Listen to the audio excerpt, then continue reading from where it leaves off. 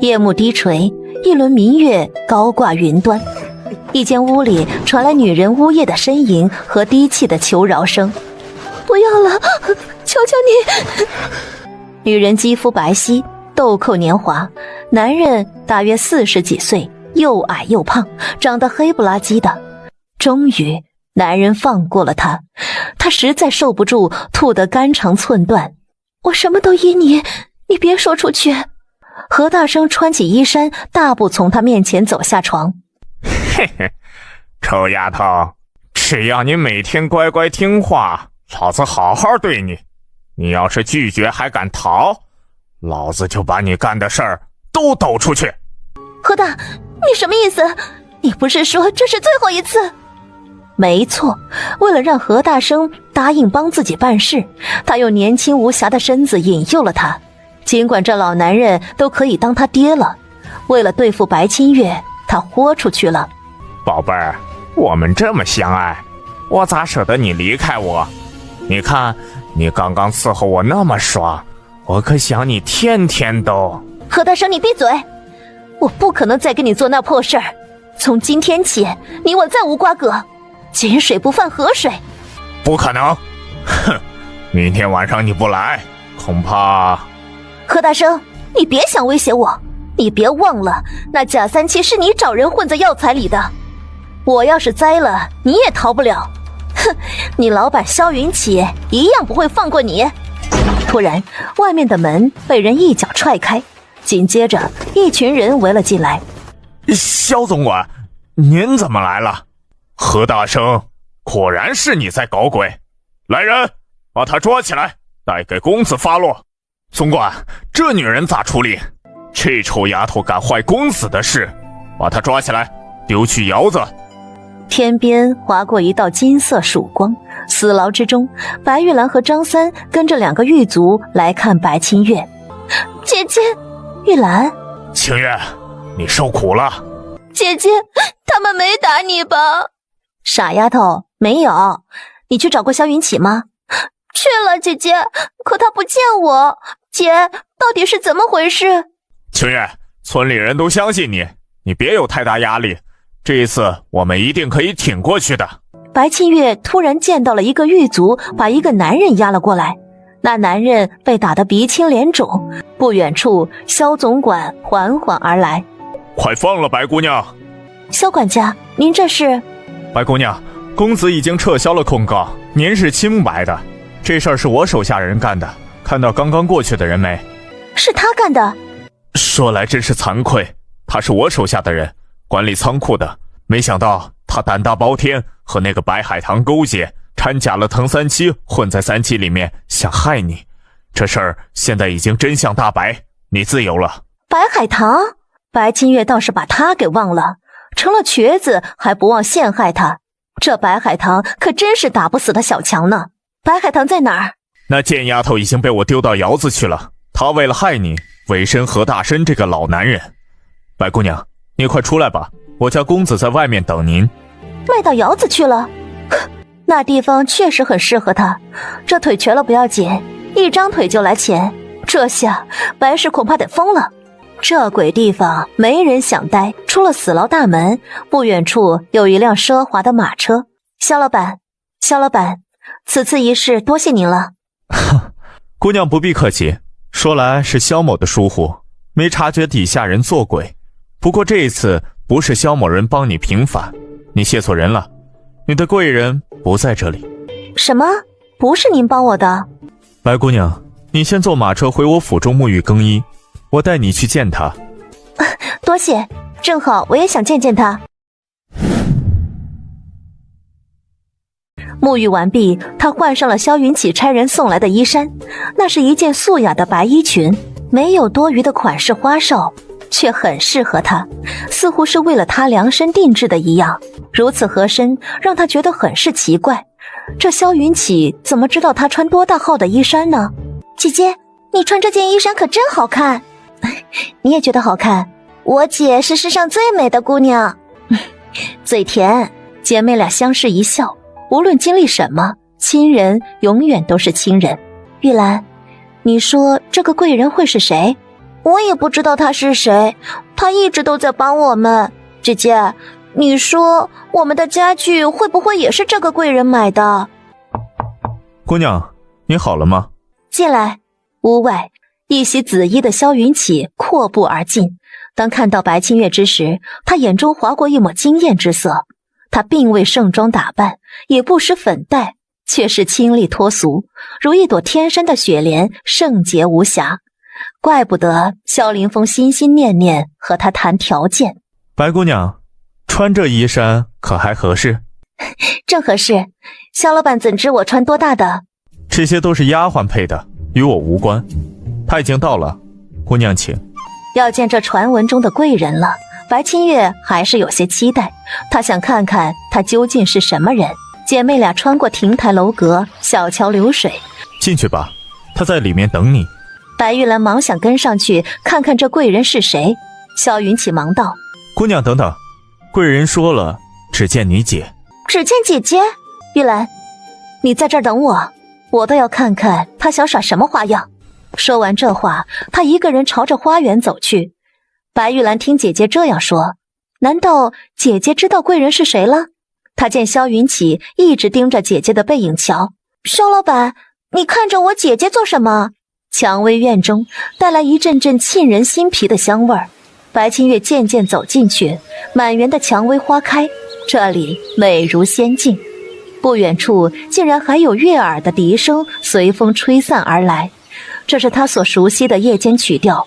不远处的花团中，一棵银杏树下站着一个身材高大伟岸的男人。男人着一袭宝蓝色的外袍，袍子上绣着祥云，贵气逼人。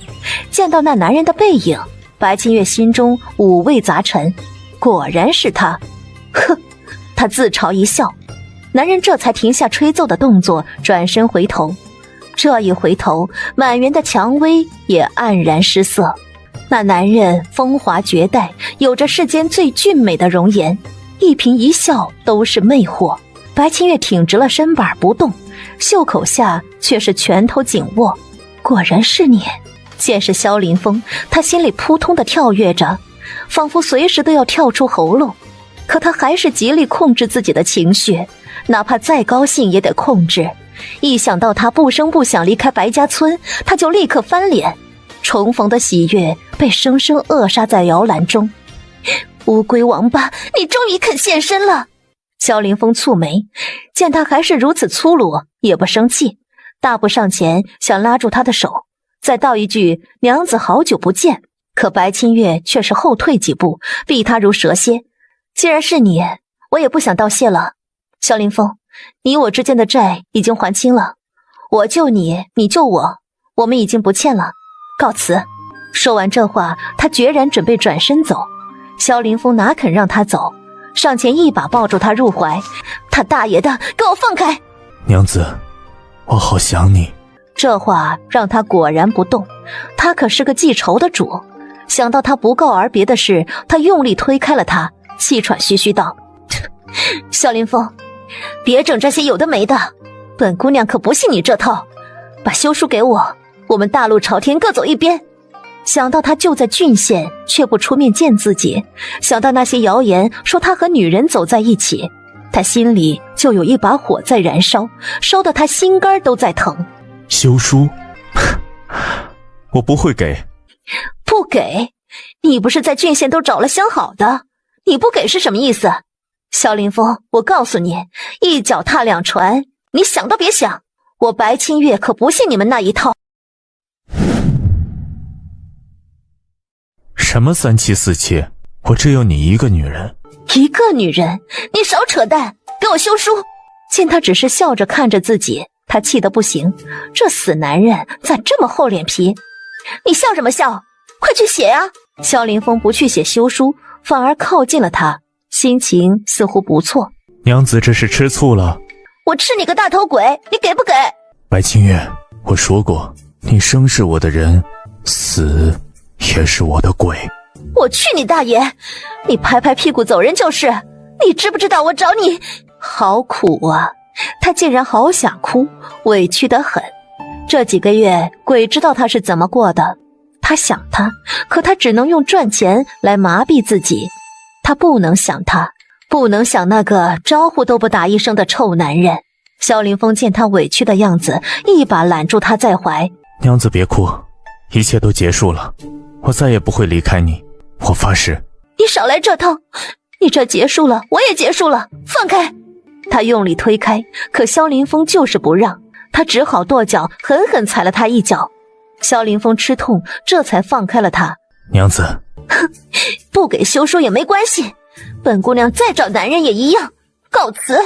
他气喘呼呼准备走人，萧凌风却是一把拉住了他的胳膊，带着祈求的目光。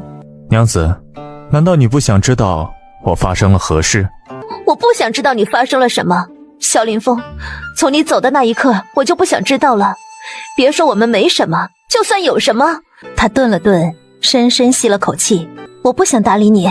如果我说我有迫不得已离开你的苦衷，你信吗？他知道他在意什么，无非就是不告而别。一听这话，白清月捏了捏拳头，想着这些日子他屁都不放一个，无论什么原因，他都不想轻易原谅他。男人就是这样，你轻易原谅第一次，就会有第二次，绝对不能轻易。我不信，无论你做什么，我都不会相信你。从今天开始，你走你的阳关道，我过我的独木桥。我不想知道你的过去，也不想了解你的未来。萧凌风，告辞。姐夫。身后，白玉兰和萧云起竟然走了进来。姐夫，真的是你呀！萧老板说的贵人是你。玉兰，是我回来了。白玉兰欣喜之余，却是记得狗蛋儿说的事儿。不，你不是我姐夫了，你有了别的女人，不要我姐了。女人？我这辈子只有一个女人，她就是你姐。我就知道姐夫不是那样的负心汉。姐姐，你听到了吗？姐夫没有别的女人，他还是爱你的。白清月听他说只有他一个女人，心里好受了些。跟我走，玉兰，他不是你姐夫。姐夫，你去哪儿了？你知不知道我姐姐找你找得好辛苦？你知不知道我们经历了什么？白玉兰哭得上气不接下气，终究是小姑娘不经事儿。白清月想拉她走，萧凌风却是轻轻拍了拍白玉兰的肩膀。傻丫头，别哭了，日后姐夫再也不会让你们受一点委屈。那你不走了吗？不走了，姐夫再也不走，陪着你们姐妹。一听这话，白玉兰就原谅他了。她想给萧凌风说情。姐姐，你就原谅姐夫了吧，姐夫是那个贵人，那我们家的椅子也是他送的。那椅子可还满意？那个追风是？夫人，属下就是追风。原来你是追风，那派人保护我的那个男人。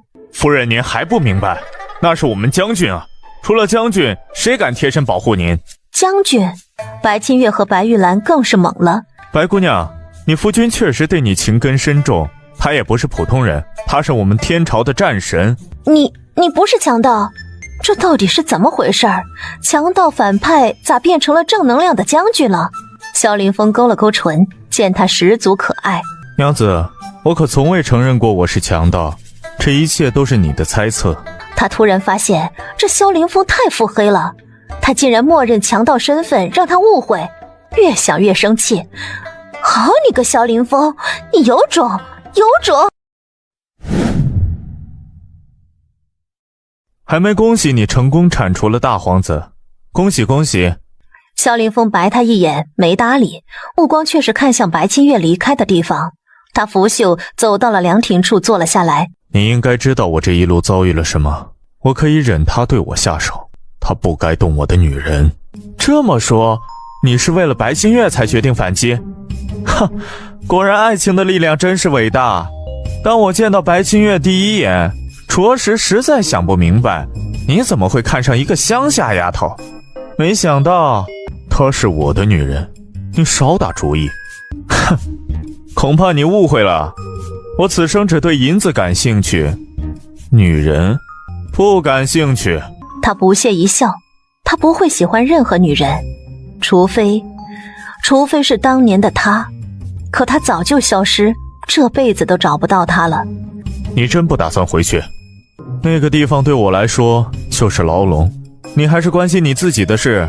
我看那白星月是个烈性女子，恐怕不会轻易原谅你。我的女人自然有办法安抚，不劳你费心。郡县城门口，白清月正准备和白玉兰买马出城回白家村，谁料他们还没出门就被士兵拦住。姑娘，你不能出城，还是请回。我为什么不能出城？他又不是通缉犯，怎么不能出去？姐姐，你看那是什么？他看到墙壁上突然贴了很多画像，忙狐疑走了过去，竟然看到了他的画像。还有，哎呦，这战神发告示说这个姑娘偷了他的心，不准她出城。哎呀，这姑娘可真是走了狗屎运呐！我们的战神终于喜欢姑娘了。百姓中议论纷纷，白清月听见这些话和看到这画像，那是气得不行。这萧凌风搞什么鬼？姐姐，你别生气了，姐夫是战神啊，没想到我们崇拜的战神会是他。你说白家村的人要是知道姐夫就是战神，那大家还不……什么狗屁战神，还偷了他的心，幼稚。不过他也听到了关键的事儿。这位大娘，你说战神终于喜欢姑娘，这话啥意思？虽然生气归生气，不过他内心还是对他的过去感兴趣。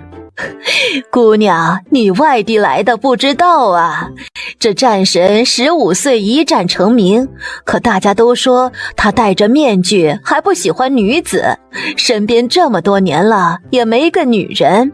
大概半年前，大家说战神身子不行了，大家以为他熬不过去了，可没想到他突然好了，还揭发了大皇子叛国迫害他的事情。这些年他都在军营，可身边没个女人呢。白清月听到了重点，难道这就是萧凌风突然离开的原因吗？他知道他不会待在白家村多久，他是龙，龙是浅滩困不住的，可他就是膈应，他一声不吭就走了。可他说一声要死啊，他准备冲出去，先回白家村再说，他需要时间来冷静冷静。两人刚刚上马，他准备好时机冲出去。关城门，萧将军到！此话一出，众人纷纷跪下，瞻仰战神的英姿飒爽。不远处，萧凌风穿着战甲策马而来，身后还跟着一大帮人，那架势就和霸道总裁出现一模一样。哼，自大狂！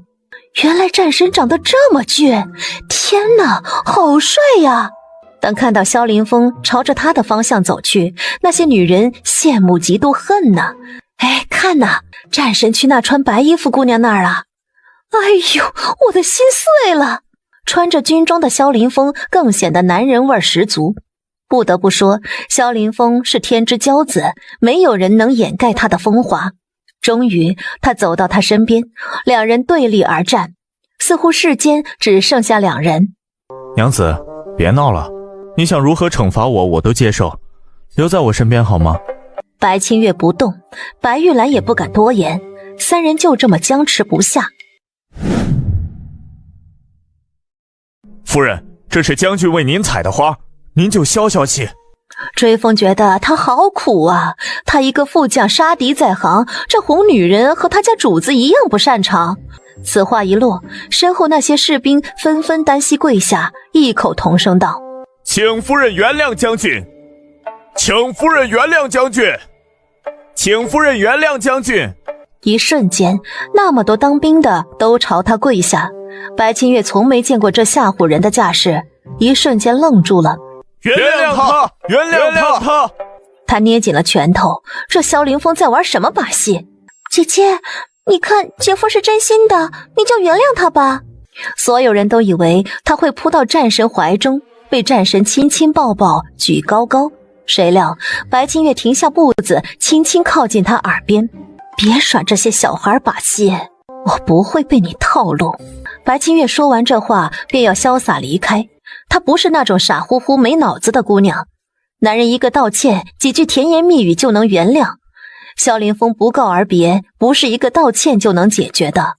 而且他怨他在他身边却不相见，不管是什么理由，他把白清月当傻子耍，这就不可原谅。清月，萧凌风，就算你是天王老子，也不能逼迫我原谅你。从今日起，我白清月和你大路朝天，各走一边。妹妹，我们走。哎，夫人。白清月见出不去，只能拉着白玉兰朝着城中走。姐夫，我回去好好劝劝姐姐。目送他们离去后，萧凌风站在那里，久久不能回神。是他伤了他。主子，这次玩笑开大了，夫人不原谅您呢，这可咋办？他早就劝过主子，别去找白清月，最好等着今日相见，以解相思之苦。可他倒好，偷偷去，还戴了人皮面具。现在夫人知道真相，自然觉得被耍，这不原谅也是正常的。白清月想摆脱我，那是不可能的事。玉兰突然觉得肚子疼，白清月着急为她看过之后，发现她应该是得了肠炎，忙开了一间房间给她休息。姐，我没事，你先好好睡，我去给你抓点药回来。姐，你快去快回。老板，给我拿5钱的白花蛇舌草，还有鹅不食草，再加1味党参。姑娘，这些可都是治腹痛的药，你家里人有肚子疼？那是自然，你别啰嗦，快点包起来，我还得回去熬药呢。姑娘懂药理，这方子谁配的？哎呀，你啰嗦什么？我自己配的，快去。很快，老板去包了药后递给了他。姑娘，3两5银子。你没搞错吧？这区区几味药，你要卖我3两5？老板，你这是黑店啊？什么黑店？你这姑娘会不会说话？你出去打听打听，我们郡县的药都是这价格，你买不买？不买走人。你给我包起来，我要。姑娘是外地来的？我是外地来的，老板该不会是专门杀外地客人？这咋会？外地本地都一样价格，我们郡县的药材都是从东北运来的，路途遥远，损耗大，这自然价格就高。东北？他也来不及多问了，买了药就准备回去，没想到在店门口见到了好几个买不起药的人坐在药铺门口，被小二无情赶走。去，没钱买什么药？有本事别生病！求求你了，买点药给我，我孙女发烧要熬不住了。熬不住关我屁事儿！走，别在这儿惹晦气！求求你了，买点药给我，我等着救命。那小二不耐烦了，准备朝那老人打去。白清月瞬间上前，一把拉住小二的胳膊，狠狠推了他一把。住手！当街打老人，你可真是狗娘养的！你这哪来的臭丫头，敢管我们的事儿？我去你大爷的！白清月一巴掌打得那小二滚在了地上，随后他把老人扶了起来。老人家，你没事吧？快起来！姑娘，谢谢你，你帮帮我，我只想买点药，我孙女还在家里发烧，可是我钱不够，走了好几家铺子，他们都不愿意便宜卖我，姑娘，你帮帮我。